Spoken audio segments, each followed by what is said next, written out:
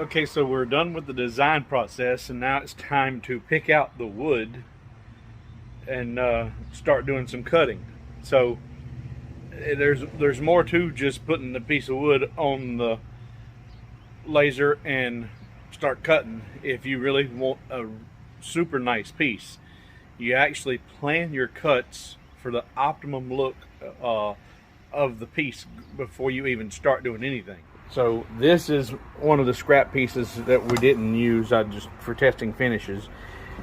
This is the bottom or the base, and then your live hinge, and in the beginning of the face of it, when it's assembled, she goes together like so.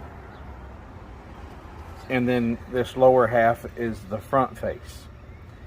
And I look at my wood before I start and try to envision what it would look like assembled. And I like this wood grain and all of the characteristics of this patterns here. So if I bring this piece to like here, somewhere in there, then I'll have that continue at the bottom with that grain carrying up through the face, so it'll look like one continuous piece of wood where there's actually the flap in it. So my work area on the laser is about 17 square. So if I come up here, we can get it there. 17.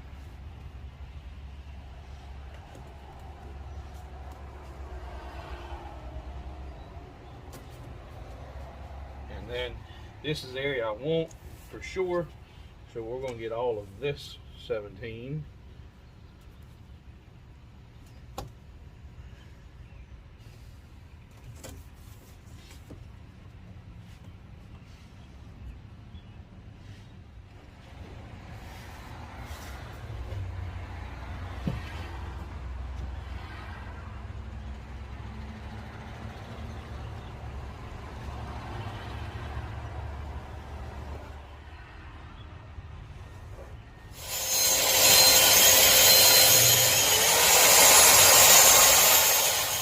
Our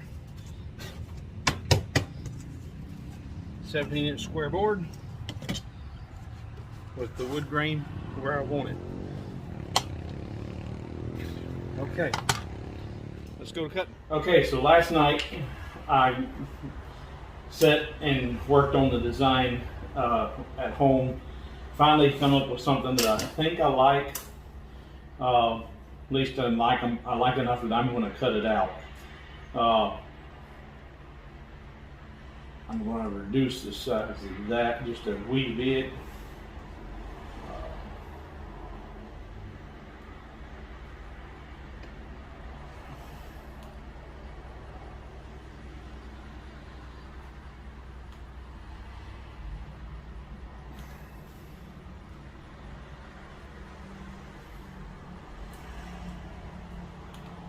Okay, now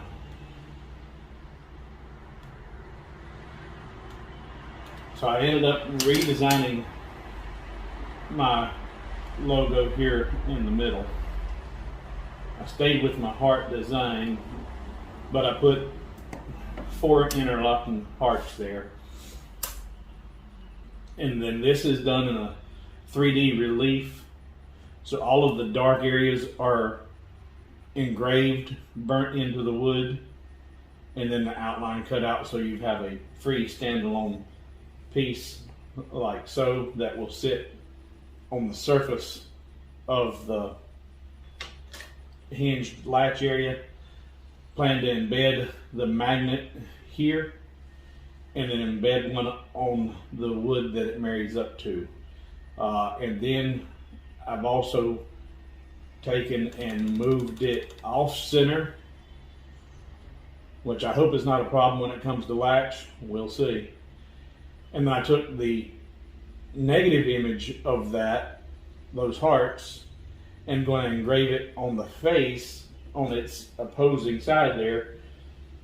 And this will be engraved into the surface. So this is a 3D relief cut. This is engraved into the wood.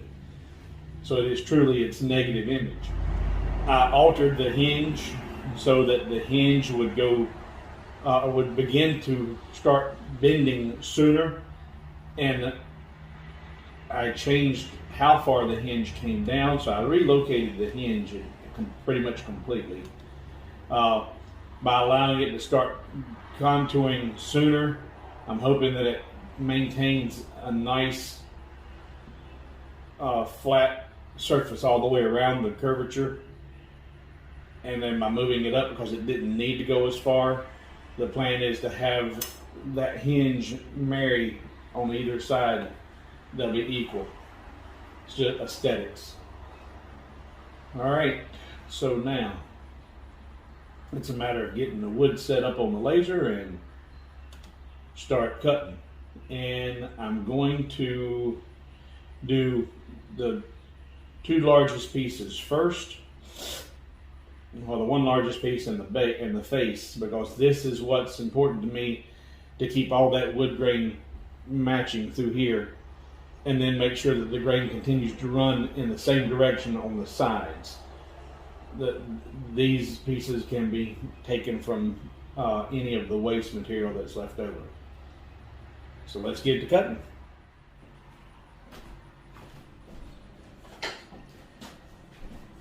All right, so if you remember, this is the face. She's going like that. And I wanted to have it encompassing all of this area here. So like that, and then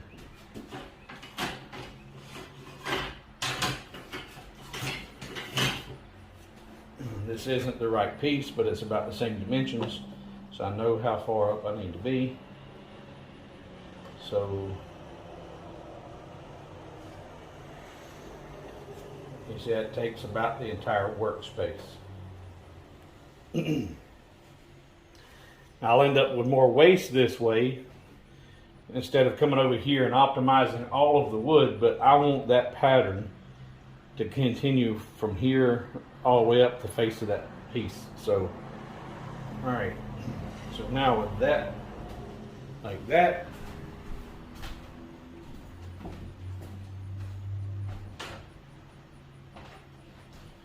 left my pencil in the cutting area. I know my workspace needs to be from here to here. All right, now I know where I need to focus my laser for these cuts. All right, I said focus with the frame. All right, now we need to focus. I got the wood in here. There's not a tremendous amount of play with it. I'm gonna focus, and I'll leave it off while I do that. The focus process is your built-in kickstand here on the side of the laser. Extend that, loosen the laser itself, and it slides up and down, and you want it to come down and make contact and lock her into place. Remove your kickstand. She is now focused. All right, now I want to look at my grains once more, and in my mind's eye, I'm seeing where my area needs to be. I would also like to make sure they're about as square as possible. So while the wood is not necessarily square in my cutting area, I want to have those grains running in as much of an upright position as possible. And I'm thinking, again, that's me being picky about what I want on the face of that clutch. So that looks good. And something else that I've learned with working with the wood and this laser, the wood does not always cut the same way every time, even the same piece of wood. You will have changes in the humidity, that change in the water content in the board, and the board becomes acclimated to the room it's in and to its environment, and the density of the wood changes. And I'm guessing I'm using the proper words and terminology, but that's what it's acting like. Because the very first day I brought this wood home and cut with it, it needed X amount of power and X number of passes in order to make a complete cut through. The very next day I came in, used the same settings, and it would not cut through the board. The board had acclimated to the room I've got it in, and it became more dense, and it did not cut through. So what I do before I do any of my cuts, I do a test cut to make sure that when I ask it to cut through the wood, that it will in fact cut through the wood. So when you see me start out and you see me put a random circle up here, it's because I'm testing the power of the laser on this wood today. All right. And something else I noticed the other day, all of a sudden I wasn't getting full power through the laser. In fact, I'm going to check that. Even though I've already focused, I'm going to erase that or eliminate that. I want to check the cleanliness of my laser. And if I take that loose and just check and make sure I don't have any gummed up gunk that's blocking that port. All right, that looked good. So I don't want any interruptions when I start this cut. All right, refocus, kickstands down, height is set. Kickstand out of the way.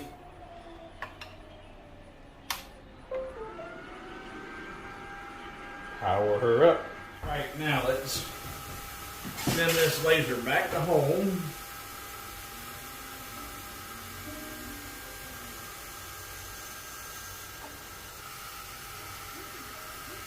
All right, now I've got this to set up the cut, and I took it up to 5 passes. It should not take 5 passes, but we're going to set it for 5 and then count how many it takes for it actually drops out. Then we know how many passes each cut's going to need in order to cut completely through. So let's get cutting.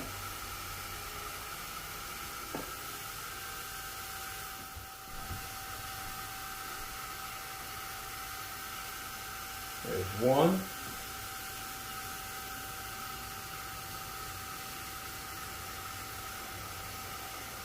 2.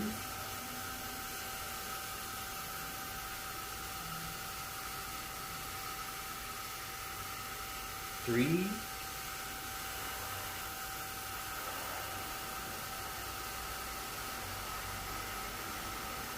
4.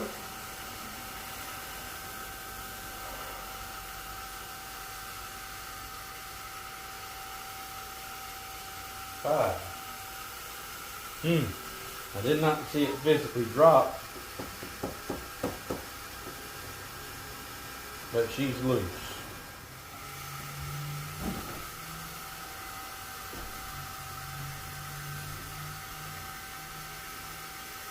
One.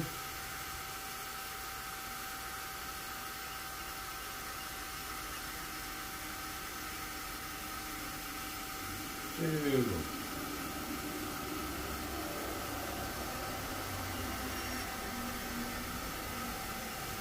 3.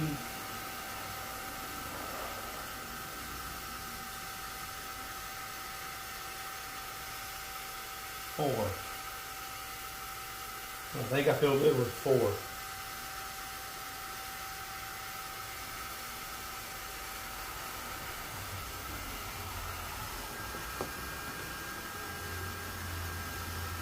All right, we're going to do 4 passes for a cut.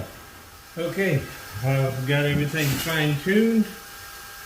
I have it framed where I want it.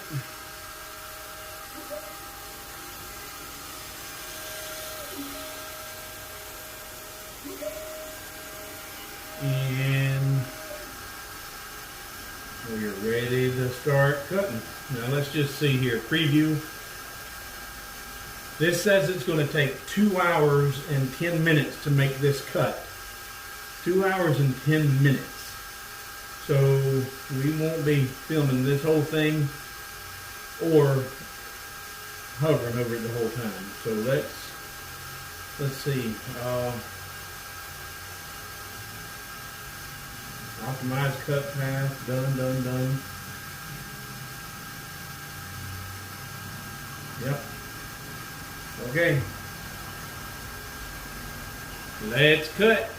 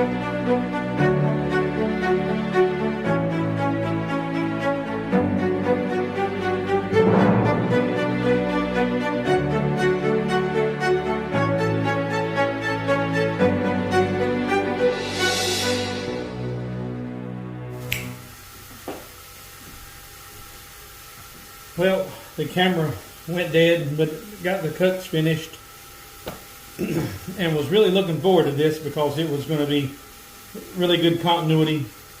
However, the main piece,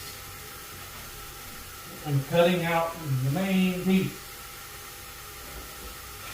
That's the one that takes over an hour to cut because all those fine cuts with the hinges. Turns out there's a bad spot in this wood.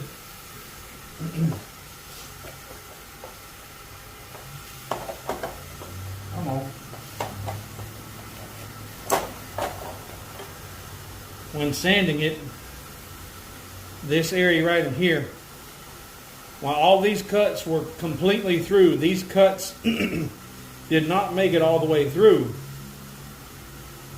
And there was a hollow spot there, and when trying to flex, just popped that out.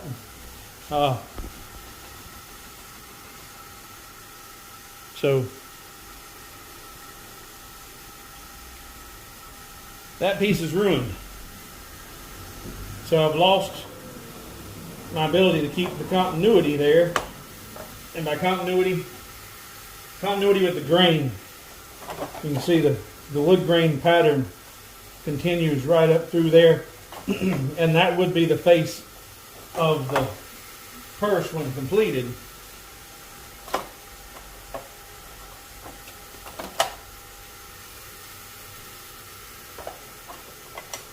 Final design would be like that, with the magnet latch hidden underneath that heart. But since that piece is now ruined, I got to cut a whole other piece. The project's not ruined, but the continuity is ruined. And so in my mind, that just took $100 off the value of the product as I'm done. Well, it's the next day, and I've now successfully cut 3 pieces of different wood for the main piece of this clutch, and all 3 pieces have failed. So going to the hardware store, pick up some supplies and breakfast, and attempt number 4 coming up. So 3 attempts, all 3 pieces have had flaws and blowouts. And if you notice how uniform in color and how precise the cuts are, then all of a sudden it finds one spot there in the laminate that something's happening within the interior of the plywood that's not allowing it to burn clean. The black streaks, and then it's like almost like the wood's rotted, and then the laminate just chips away. It's unable, and they all have those real dark areas where those blowouts happen. See, the laser power doesn't change. See how nice and clean the cuts are, and then it's like hit and miss and excessive burning, and it causes a failure on the exterior of the laminate. So it's like it can't cut through the material, and in other areas it just blows it away. Okay, fingers crossed. Here goes cut number 4.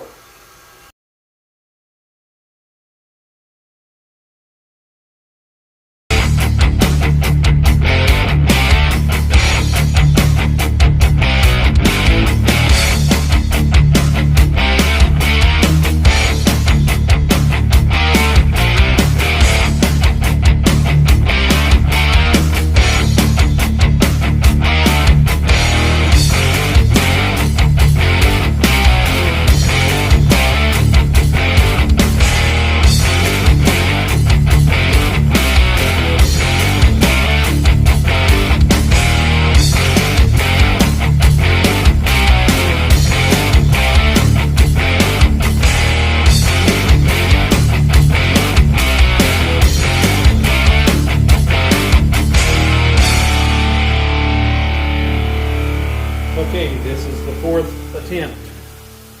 Count it 4 times. Fingers crossed. You don't hear any foul language. I want you to see how fine that is. And that's rubber band. It's cool.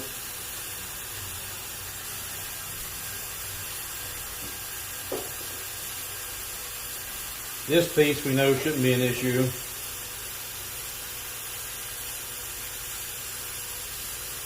Problem is though, it didn't engrave the relief, but that should not be an issue.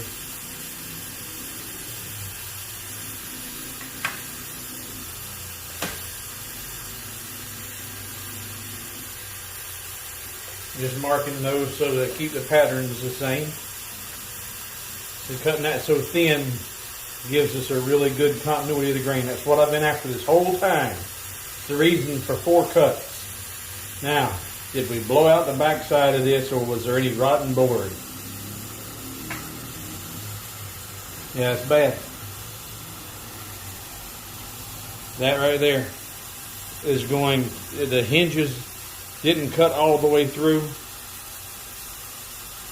and it's burnt. The problem with that is I try to clean that up and sand it,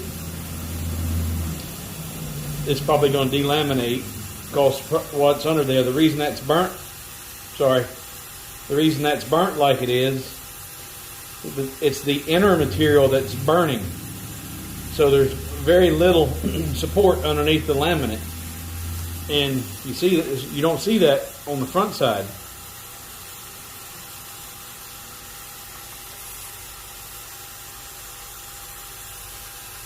I'm going to take my X-Acto and try and clean those up, finish those cuts through without breaking anything. But with them not being cut all the way through, whenever it's time for that hinge to flex, it gets to that point, and that area right there will not flex. Oh, crack.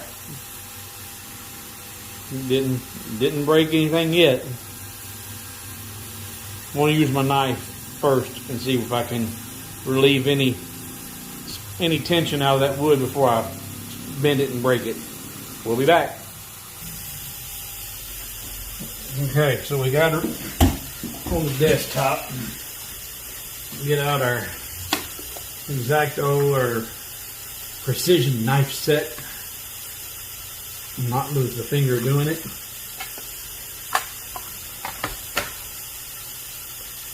Alright, we're going to try and do surgery on this. That's supposed to be through.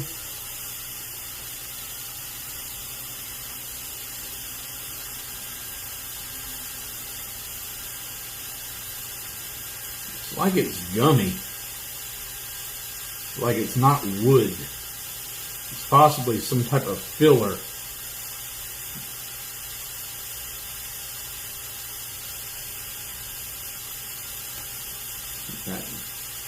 That just lifted one little piece there.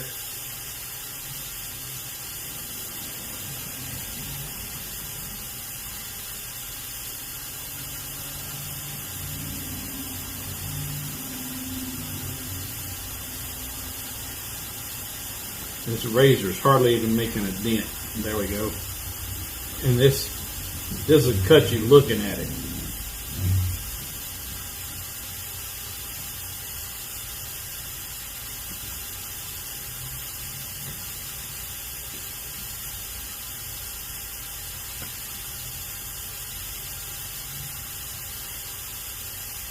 I'm trying to just score it and let it break from the, there we go, from the spring tension that's in the wood. I don't want to press on it because that's definitely going to cause that to crack the laminate. Like that. Whenever I go to sand that, that's going to pop right out of there. Like that. So that's going to have to do. That's 4 times trying to get a good piece of wood out of this.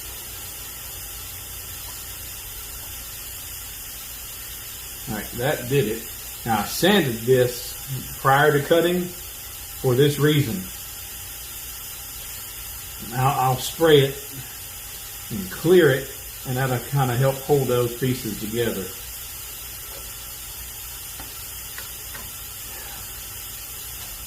We're going to work with that. It's not perfect, but we're going to work with it.